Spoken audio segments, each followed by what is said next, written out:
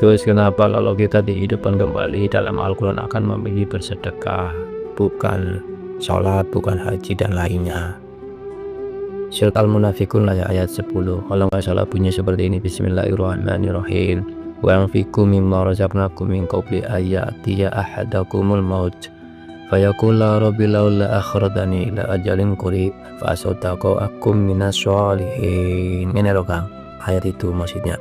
Di situ Allah benar-benar memberi warning atau agar kita inilah yang beriman itu membelanjakan sebagian rizkinya yang telah Allah karuniakan untuk kita lah ya, yakni sebagai tanda itu loh, sebagai tanda rasa syukur kita. Ya terserah, mau itu buat nyantuin anak-anak yatim, orang fakir, orang miskin dan sebagainya, itulah yang mana itu disebutnya amal jariah atau harta benda kita yang akan menemani kita, menolong kita di alam barzah nanti. Itu serius tentang hari nanti, itu Allah lebih tahu Kang tentang penyesalan kita itu loh. Makanya Allah kasih tahu gambarannya terkait dia yang suka menumpuk-numpuk hartanya. Dan belum tentulah ya anak-anak kita yang mana ditinggalkannya harta benda kita karena matinya kita itu mendatangkan kegembiraan, kemaslahatan ya kan, untuk anak kita dan diri kita setelah meninggalnya kita. Itu belum tentu. Boleh mempersiapkan untuk ahli waris kita lah ya, anak-anak kita, tapi boya sewajarnya saja lah ya.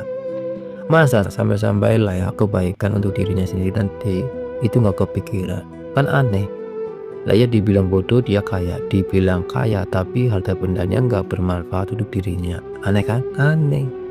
Serius, kita hidup di dunia sebanyak apapun harta benda kita lah ya, kita hanya punya 3 macam dari harta benda kita Kak, dan itu milik kita yang sebenarnya.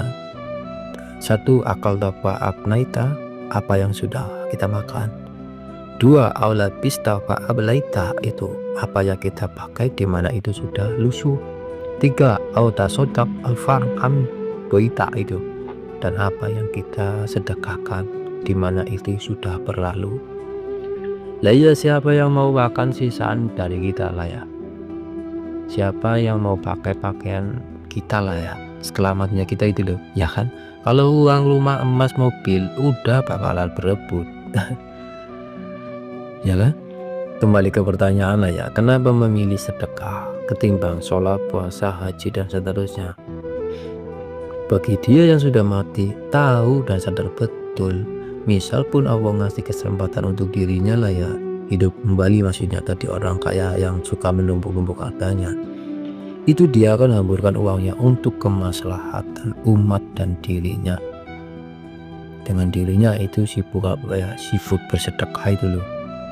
Karena begitu besarnya pahala orang yang bersedekah Kang, dan mempunyai dampak positif yang luar biasa itu loh, baik di dunianya dan akhiratnya.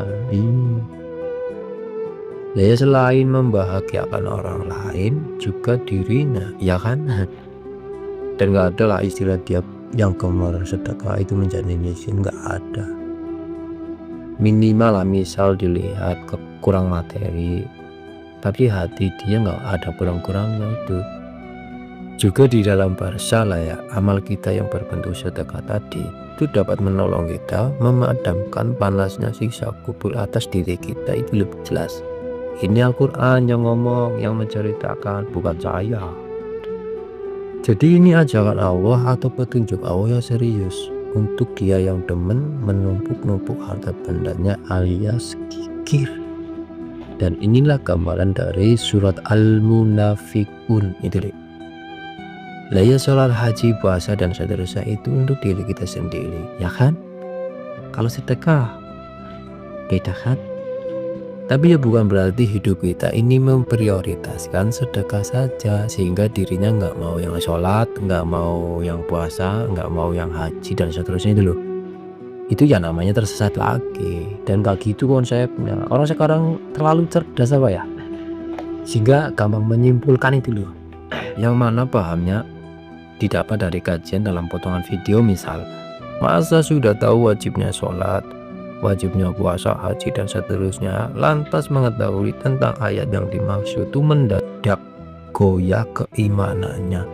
dan mengaburkan pemahaman-pemahaman kita sebelumnya, ya kan lucu. Sesatnya cara berpikir kita kalau konteksnya seperti itu. Jelas sesatnya Bang cara berpikir kita itu. Makanya hati-hati lah ya, tanyakan aja kalau bingung. Jangan dianggap benar menurut sendiri, Cong. Jadi paham lah ya. Wallahu a'lam bishawab.